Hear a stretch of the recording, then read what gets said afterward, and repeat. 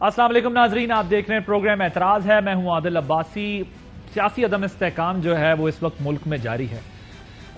आज खान साहब ने एक प्रेस कॉन्फ्रेंस की, मीडिया टॉक की, जो हम सब ने देखी। उसके अंदर उन्होंने जो मुतालबात रखे, उन्होंने कहा कि इलेक्शन कमीशन जो है वो चीफ इलेक्शन कमिश्नर इस्तीफ़ा दें, वापस जाएं। अपने कारकुनों को कहा कि मैं जल्द कॉल देने वाला हूं, इस्लामाबाद की तैयारी कर लें। 27 रमज़ान के बाद गालिबन जो है वो कोई तारीख देने का कह रहे हैं।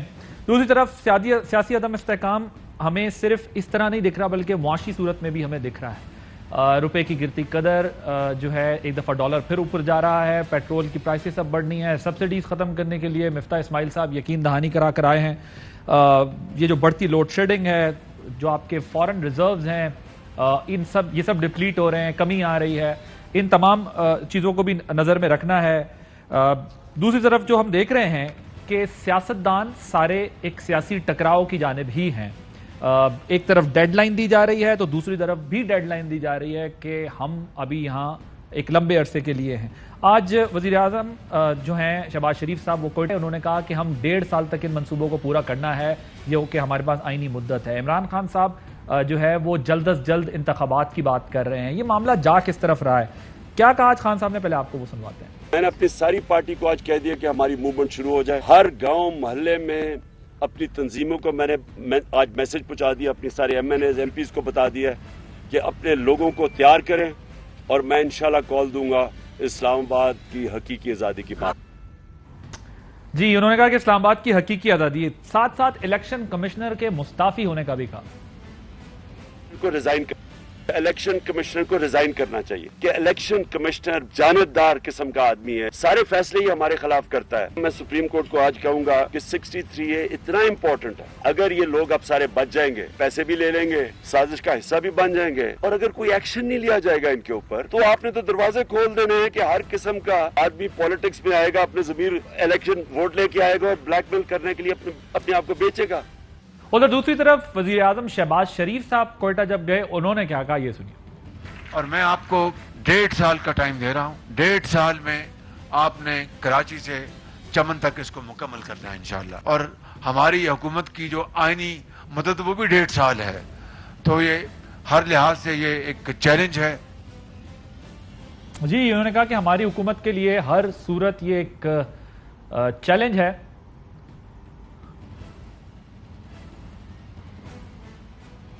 जी, मुझे अब जी, उन्होंने कहा हमारी हुकूमत के लिए हर सूरत ये एक चैलेंज है, इसको पूरा करना होगा। ये तमाम मामलात हमारे सामने। एक ब्रेक लेते हैं, ब्रेक के बाद जब वापस आएंगे तो हमारे साथ मौजूद होंगे फैसल करीम कुंडी साहब पीपल्स पार्टी से, फैसल वाडा साहब पाकिस्तान तहरीक इंसाफ से, मोहसिन शाहनवाज रांझा साहब मुस्लिम लीग नून से। एक ब्रेक के बाद इस पर बात होगी।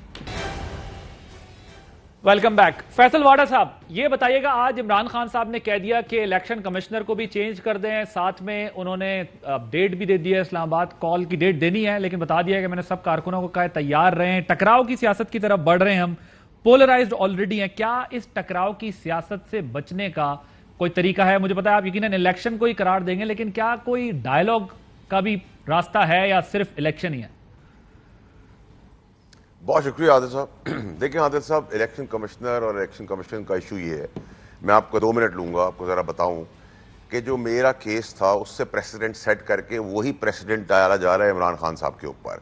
मेरे पे रेप और मर्डर का केस नहीं लगाया, बाकी सारी चीज़ें इन्होंने इलेक्शन कमिश्नर ने मुझ पर आई, और मेरे जैसे कई दर्जन केसेस हैं जिनके अंदर ऑर्डर्स कुछ और हुए, और सुप्रीम कोर्ट की वर्डिक्ट्स हैं, नए रिसेंट जजमेंट्स हैं जिसके तहत ये कोर्ट ऑफ लॉ नहीं है।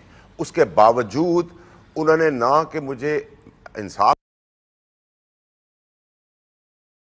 मर्डर नहीं लगाया, बाकी सब कुछ लगा दिया। और जब ये केस का फैसला इलेक्शन कमीशन से आया तब भी हमें डिसीजन जो उनकी है उसी के तहत मुझे कर रहे हैं, और मेरा इतना एक्सट्रीम इसलिए लेके गए हैं क्योंकि इसके बाद उन्होंने foreign fund case Imran Khan साहब के ऊपर इस चीज को लाना था। बट आपके पास अपील का राइट तो है ना आपके पास?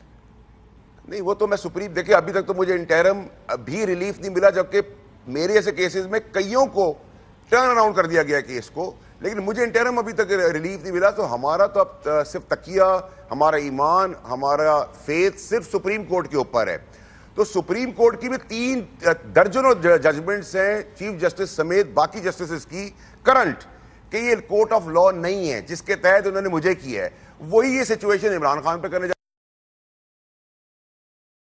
कि वो जैसा चाहेगा नवाज शरीफ का मुलाजिम होकर वो करता चला जाएगा और यहां कोई सुनवाई नहीं होगी। लेकिन फैसल साहब, हम आप एक्सपेक्ट करते पर ही जो है ये डिमांड कर रहे हैं बजाय इसके कि कोई कंक्रीट सॉलिड एविडेंस प्रोड्यूस करें कि उनको नहीं होना चाहिए। सॉलिड एविडेंसेस तो आदिल साहब है ना हमारे पास, हमारे से पहले जो केसेस हमारे में थे, और मेरा केस तो सबसे सॉलिड प्रेसिडेंट है जिसके अंदर सुप्रीम कोर्ट ने ऑर्डर्स दिए हुए हैं, चीफ जस्टिस साहब ने और बाकियों ने दिए हुए हैं। ये कोर्ट ऑफ लॉ नहीं है, उसके बावजूद भी इतना एक्सट्रीम केस मुझ पर डाला गया।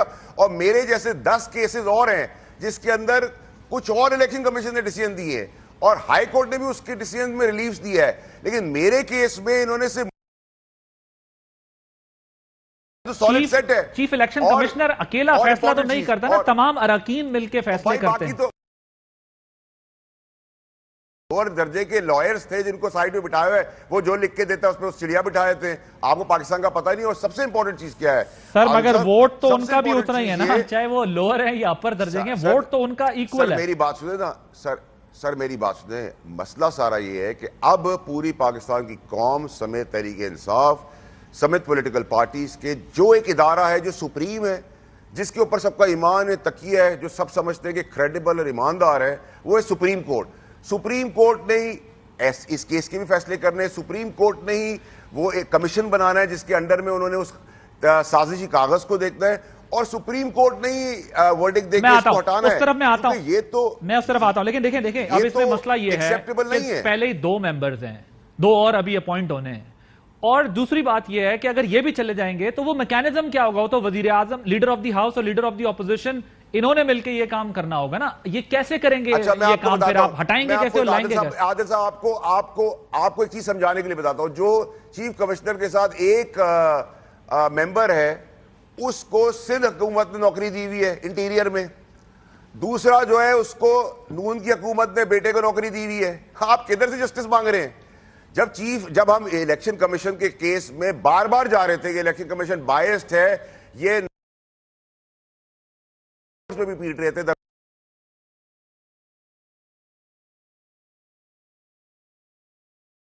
होगी, लेकिन फैसल साहब ये मुझे बताएं, दिन में सबका तकिया चीफ जस्टिस और उनके सारे जस्टिस के ऊपर है। मुझे ये बताएं ब्लाइंडली वी ट्रस्ट देम। चले मैं इस पे मजीद फिर बहस करते हैं कि ये कब से बुरे हुए, कब से ये मसला खराब हुआ। मोहसिन रांझा साहब वो कहते हैं चीफ इलेक्शन कमिश्नर को आप जो है जी आदिल साहब एक मिनट, मोहसिन भाई से एक मिनट इजाजत ले, जी कर लें आप मुझे बताएं कि इलेक्शन कमीशन ने जब वोट को खरीदते हुए वीडियोस बन गई सेनेट में, कुछ हुआ? किसी और पार्टी का, नून लीग का, पीपल्स पार्टी का आज तक कुछ हुआ? ये जो बकरा मंडी लगी अभी इलेक्शंस के अंदर, जो जमीर बिके गए, इलेक्शन कमीशन ने नोटिस लिया, जितने क्रिमिनल हैं जिनके कंडक्ट -0 से नीचे अब तक क्रिमिनल हैं, उनके ऊपर इलेक्शन कमीशन ने नोटिस दिया। तो इससे ज्यादा सबूत आपको और क्या मिलेंगे इलेक्शन कमीशन के बारे में? जनाब मोहसिन रांझा साहब हाई कोर्ट को भी बाईपास कर रहा है। एक तो वो कहते हैं कि चीफ इलेक्शन कमिश्नर तब्दील हो, और वो कहते हैं ये तमाम एविडेंसेस जब ये सब चीजें जब सामने आई तो इलेक्शन कमीशन ने एक्शन क्यों नहीं लिया, और हमारे केस पे वो कहते हैं इतना मजबूत स्टांस क्यों लिया हुआ? हटाएंगे? क्या करेंगे? 2 मेंबर और लाएंगे? क्या करेंगे आप? पहली बात जी मैं आपको वही गुजारिश कर रहा हूं आदिल साहब, जो बुनियादी तौर पे जो सबसे अहम बात है वो ये है, हमें देखने की है कि इलेक्शन कमीशन और इनके बीच में मामलात खराब कहां से हुए। अब ये इलेक्शन कमीशन को कह रहे हैं कि आप इलेक्ट्रॉनिक वोटिंग मशीन्स जो हैं, जो कि टेस्ट में पास नहीं हुई, आप वो एक्सेप्ट करें। आप आई वोटिंग का जो प्रोसेस है, जो कि ट्रांसपेरेंट, जिसके अंदर पिलफरेज हो सकती है, जिसके अंदर इंटरवेंशंस हो सकती हैं, वो प्रोसेस जो है आप उसको अप्रूव करें।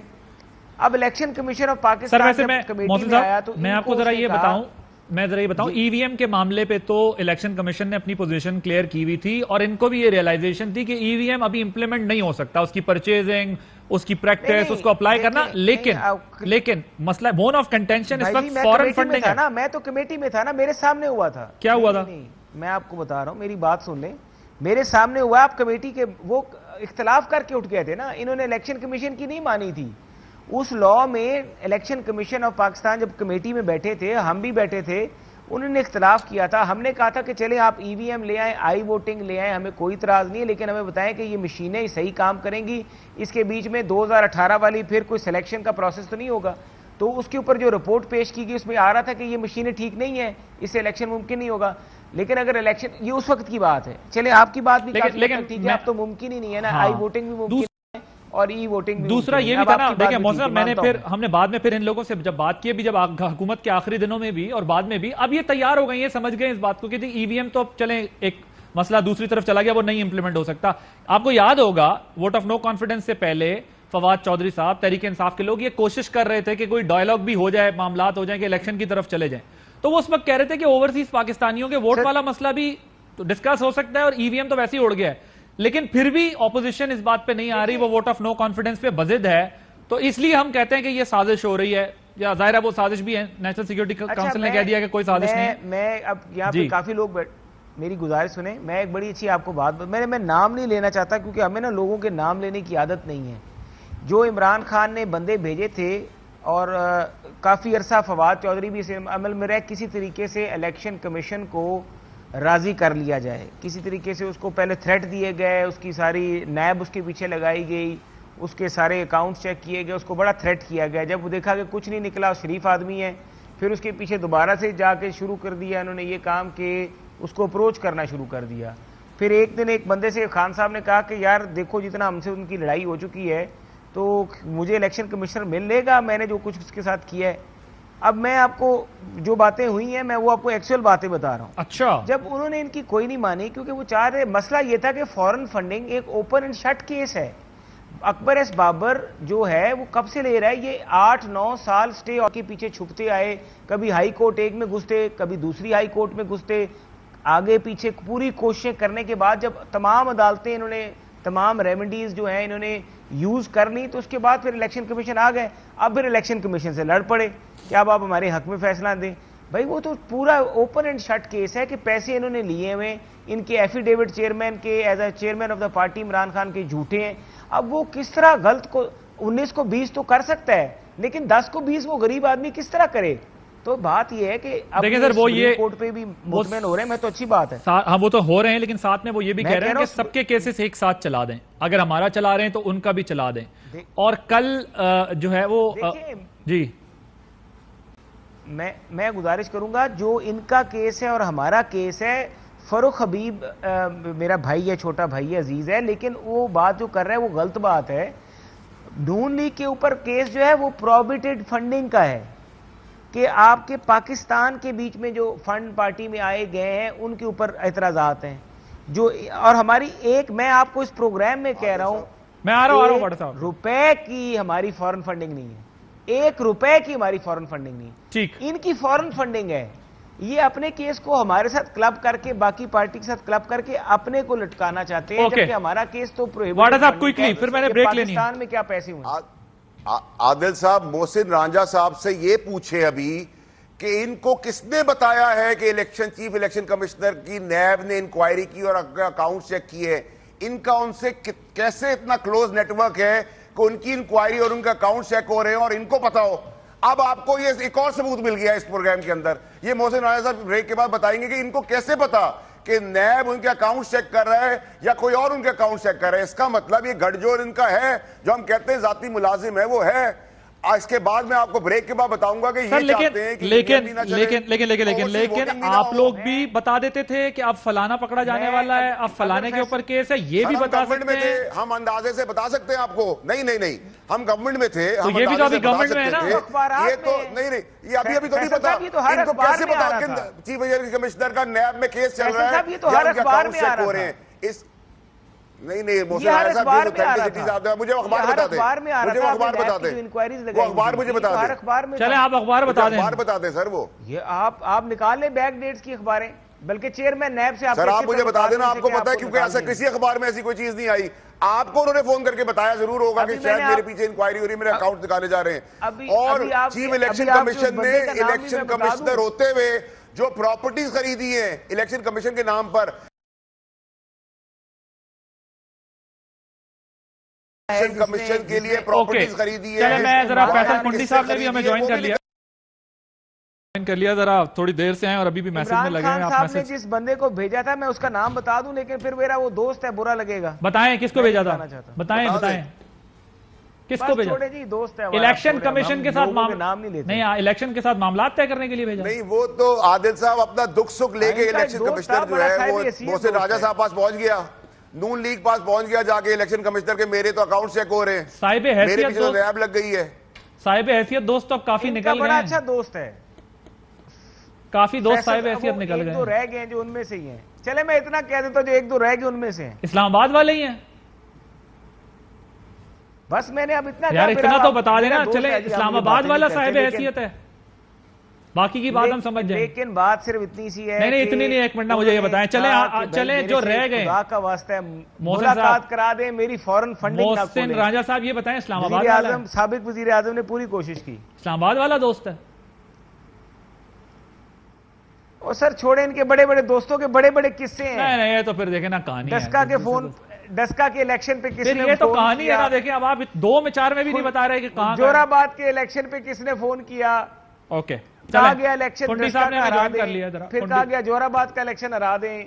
फैसल अब इलेक्शन कमीशन इनका नौकर तो नहीं है ना, उसने फ्री एंड फेयर इलेक्शन कराने। ओके सर, जरा क्विकली सर, वो आपको दुख दर्द आके बताता है अपने।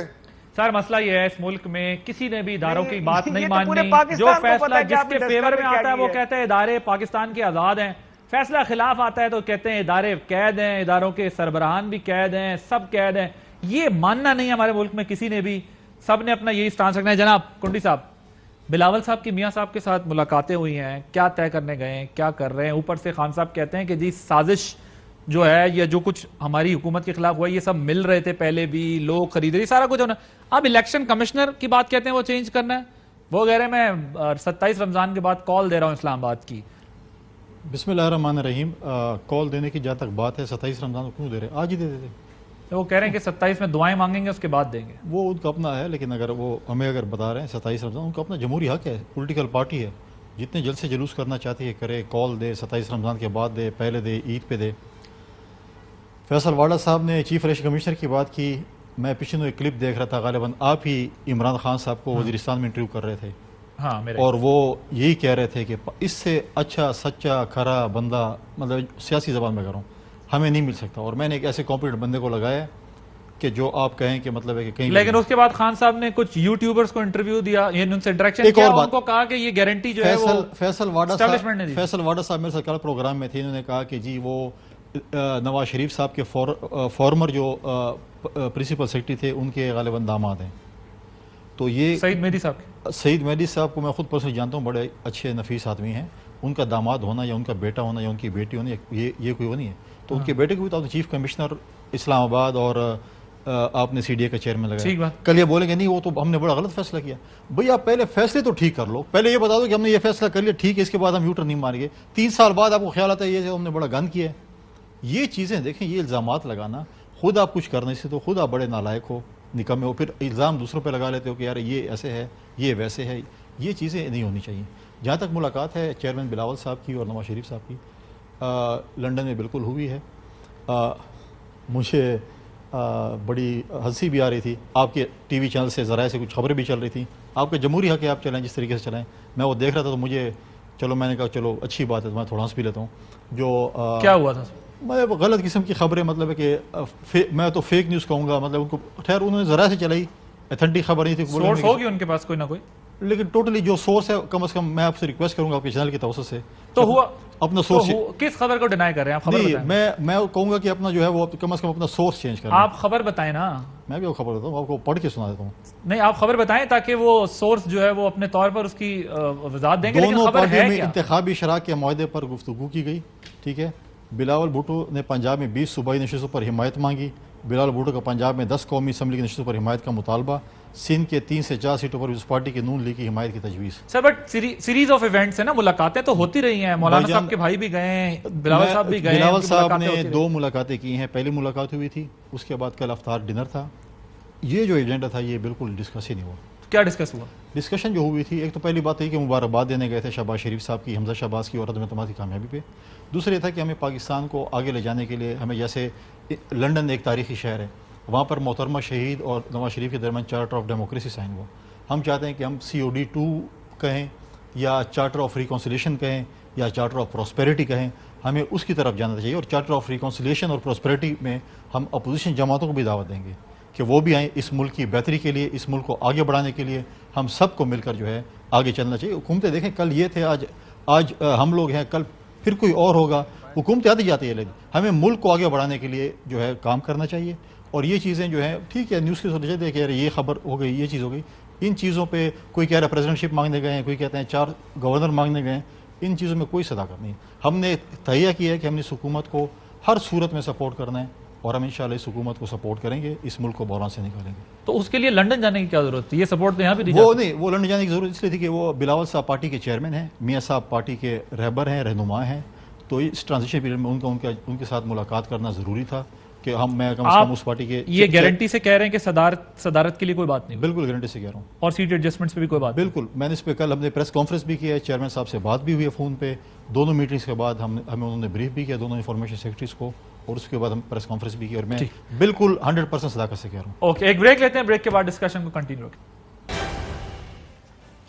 जी वेलकम बैक। मोहसिन राजा साहब, मैंने वैसे वाडा साहब के पास जाना था, लेकिन एक सवाल मैं आपके सामने रख दूं। जाहिर है बहस बहुत ज्यादा हो रही होती है, ये लड़ाई झगड़े इख्तिलाफात लगे रहते हैं सियासत में, और मीडिया हाउसेस के ऊपर भी बातें होती रहती हैं। ये साद रफीक साहब ने एक ट्वीट किया है जिसमें उन्होंने कहा है कि आई डोंट नो, ये मेरे पास थोड़ा सा कटा हुआ भी आ रहा है, कि गोल्ड फिंगर फेम एयरवाई मालिकान इमरान खान को पाकिस्तान पर मुसल्लत करने की साजिश के स्पॉन्सर हैं। सच और एयरवाई एक दूसरे की जिद हैं। रैंकिंग के लिए सनसनी फैलाना, ख्वाहिश या अफवाह को खबर बनाना, नफरत, झूठ और तासुब का प्रचार इस चैनल के मालिकान की पॉलिसी है। छानबीन करना होगी कि यह माफिया यहां किसके मफादात के लिए काम कर रहा है। मोहसिन साहब, आपको मेरी आवाज आ रही है? ये कोई किस बेस के ऊपर यह सवाल उठाया जा रहा है? क्या सबूत हैं जिसके ऊपर ये साहब आप ये बात कर रहे हैं? और वजह क्या है इतना ज्यादा खिलाफ बोलने की? आपको मेरी आवाज आ रही है? मुझे जी आवाज आ रही है। ये साद रफीक साहब की ट्वीट पढ़ी आपने? जी बीच में जी मुझे नहीं, मैंने नहीं पढ़ी, जरा दोबारा सवाल दोहरा दीजिएगा। सर वो ये कह रहे हैं कि एयरवाई मालिकान इमरान खान को पाकिस्तान पे मुसल्लत करने की साजिश के स्पॉन्सर हैं। सच एयरवाई एक दूसरे की, एक तफसील ये सामने इसमें उन्होंने लिखी हुई है। बहरहाल एयरवाई पर गुस्से का इजहार कर रहे हैं बहुत, कि क्या जो सियासी लड़ाई है अब वो मीडिया हाउसेस पर जो है वो तनकीद करके लड़नी है? देखिए मैं आपको इस सारे सिलसिले में, देखिए हमें इसमें कोई इस किस्म की मैं समझता हूं कि जिस तरह जियो की मिसाल ले लें, मैं तो उस वक्त भी कहता था कि जियो के साथ जो हो रहा है, या हमने एयरवाई का बायकॉट किया। देखिए थोड़ी बहुत साइड्स तो सारे ले जाते हैं, और उसमें एक चीज़ बड़ी वाज़ेह है कि कभी रुझान होता है, कभी रिपोर्टिंग का रुझान नज़र आ जाता है ज़्यादा, कभी कोई चैनल का रुझान ज़्यादा नज़र आ जाता है। और इसमें साद रफीक साहब ही बेहतर जवाब दे सकेंगे कि उन्होंने ये ख़ास तौर पे ये एआरवाई का जिक्र क्यों किया, और इस पूरी साजिश के हवाले से कि एआरवाई का इसमें कोई किरदार है, तो ये तो बेहतर उनके पास इंफॉर्मेशन होगी, वो जवाब दे सकेंगे। लेकिन ये बताएं, इसके बारे में यही एतराज जो है वो लेकिन मैं तो ये कहूंगा कि सर आप बैलेंस रिपोर्टिंग करें, सारे बैलेंस रिपोर्टिंग करें। मेरी बात सुने चैनल, मेरी बात सुने, मैं आप प्रोग्राम में होते हैं, हमारे पास सारे पैनलिस्ट बैठे होते हैं, सबको बराबर मौका मिलता है बात करने का, और पूरी कोशिश की जाती है कि सब अपना मौका दें। मेरा सिर्फ सवाल आपसे 2-3 है कि नून लीग वाले यही तनकीद करते थे ना कि जी दूसरे फोरम के ऊपर जो है वो PMLN का पॉइंट ऑफ व्यू चल रहा होता है, और ये PTI ये बात कर रही होती थी। अब नून लीग भी वही बात करी। मुझे बताएं, क्या उनके पास कोई सबूत है, कोई केस है? उसमें तो जरदारी साहब का भी नाम आता था, वो तो इस केस से बरी हो गए, तो क्या कोई नया केस है या फिर उस केस से मुताल्लिक कुछ रहता है? देखिए मैं अब जो आपका ये साद रफीक साहब ही बेहतर जवाब दे सकेंगे कि उन्होंने ही बात की है, तो मुझे तो पता नहीं उसका बैकग्राउंड क्या है। सर इस किस्म के बयानात से फायदा होता है पार्टियों को या नुकसान होता है? सर इस किस्म के बयानात से आदिल भाई दोनों को नुकसान होता है, आपको भी होता है और हमें भी होता है। ठीक बात है। मुझे ये बताएं, क्योंकि यही तो एक बात, देखें ये अब तय है कि चैनल्स ने पोजीशंस ली हुई हैं। चैनल्स जो है वो यहां पर मीडिया हाउसेस भी जो है वो डिवाइडेड है, इसमें कोई दो राय नहीं है। किसी को किसी की पॉलिसी, किसी को किसी की पॉलिसी ठीक लगती है। ये आपने ठीक कहा कि नुकसान होता है, लेकिन मुझे ये बताएं कि इस वक्त क्या मतलब इससे फायदा हासिल हो सकता है? इस किस्म की बात करने से कोई बेनिफिट है?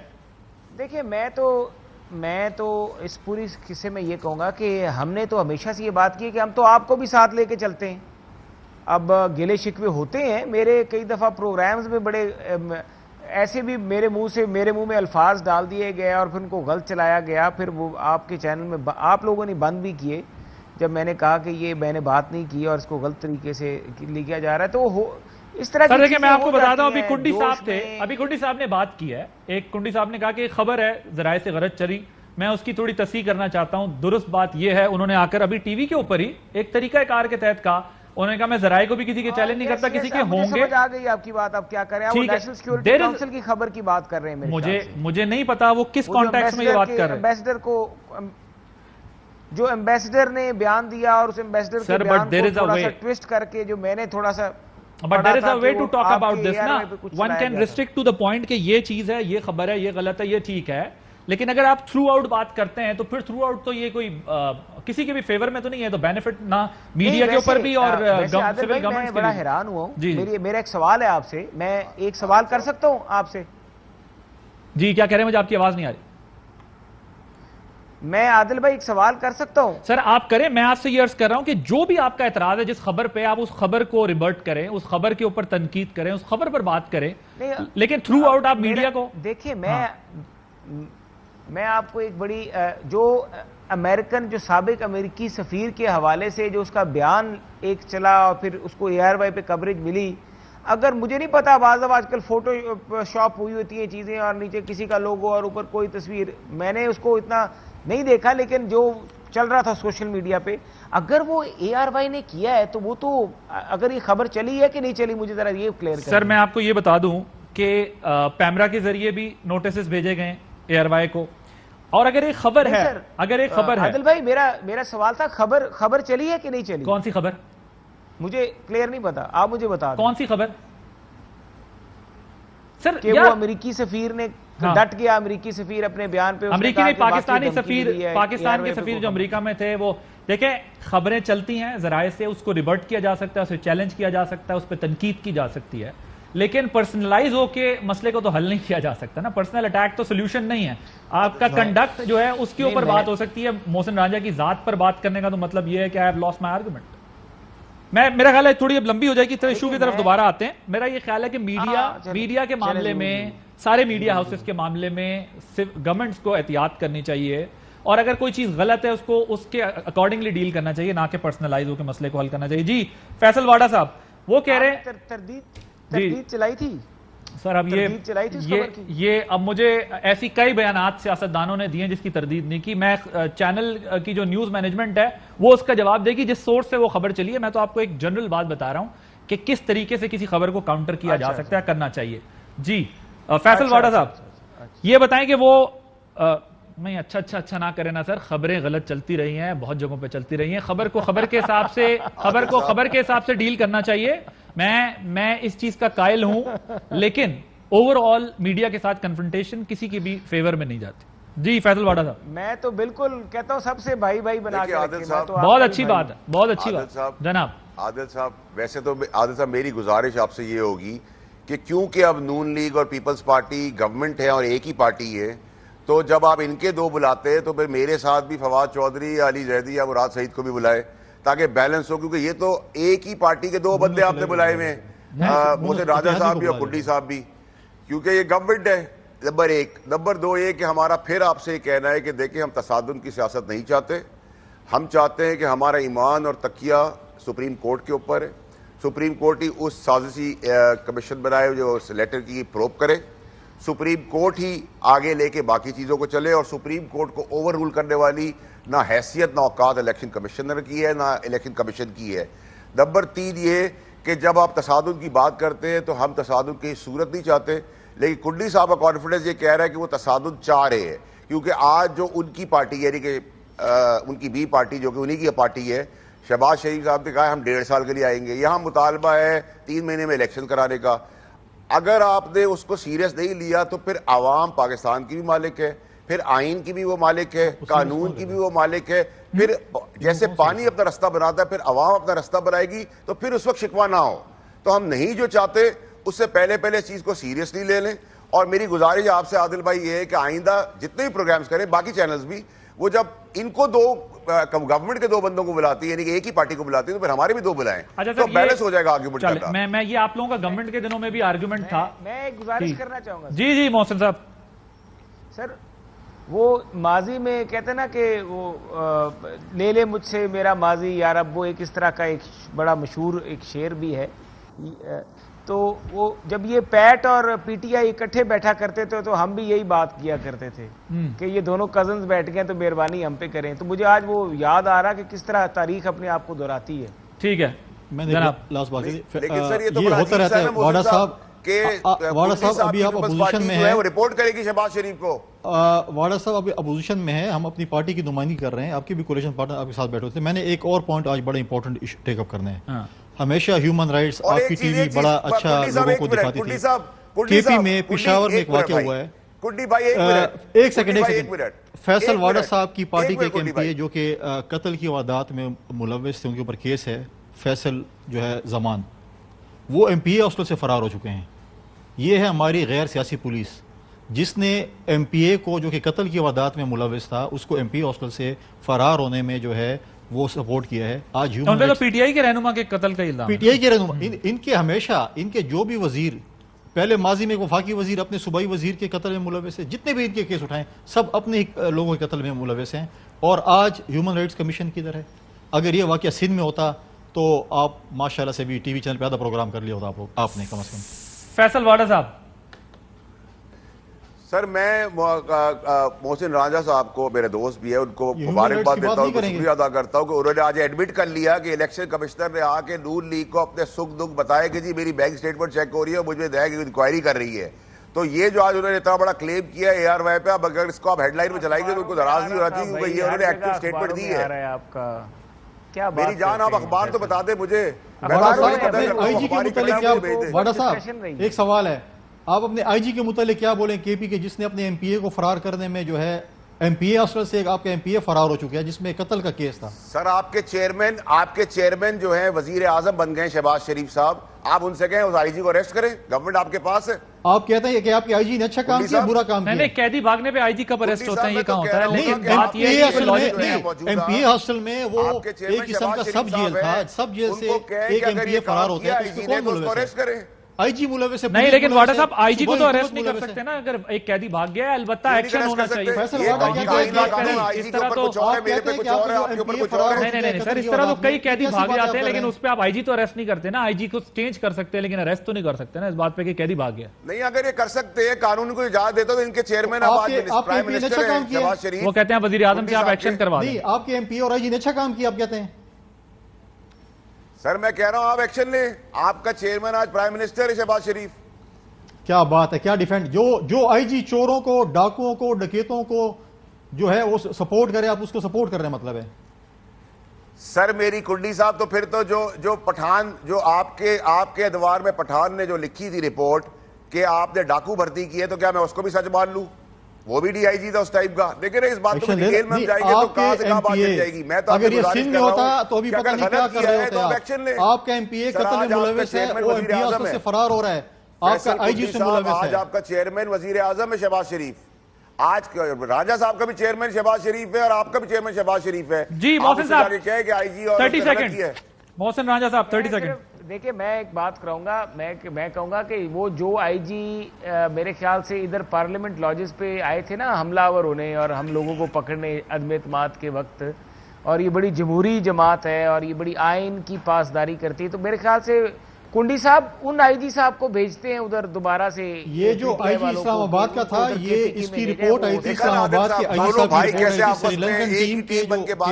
थी, उसमें रिपोर्ट आई थी कि इस शख्स को कहीं पे भी आपने नहीं लगाना, आईजी इस्लामाबाद लगा दी। ये करामात है हमारे फैसल वाडा साहब। ठीक है, ये फैसल कुंडी की बात बिल्कुल ठीक है, इसको मैं एंडोर्स करता हूं। फैसल कुंडी ने ये बात बिल्कुल ठीक की है। आईजी इस्लामाबाद गलत लगाया, आईजी इस्लामाबाद गलत लगाया, बिल्कुल गलत लगाया था, बिल्कुल गलत लगाया। किसके कहने पे लगाया था?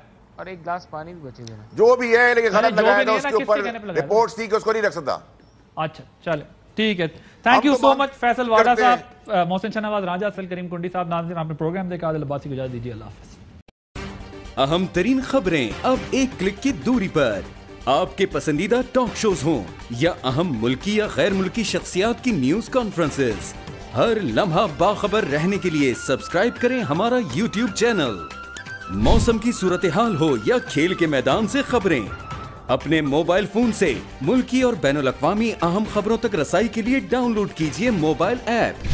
बावसूख ज़राए से मुसद्दिका खबरों, तज्ज़ियों और तबसरों से मुस्तफ़ीद होने के लिए विजिट कीजिए पाकिस्तान की सबसे बड़ी न्यूज वेबसाइट www.arYnews.tv। इन सब के अलावा पाकिस्तान का सबसे बड़ा फेसबुक पेज हो, सबसे बड़ा न्यूज इंस्टाग्राम अकाउंट या फिर ट्विटर, ARY न्यूज पहुंचा रहा है खबरें सबसे पहले आप तक, ताकि आप रहें हर लम्हा बाखबर।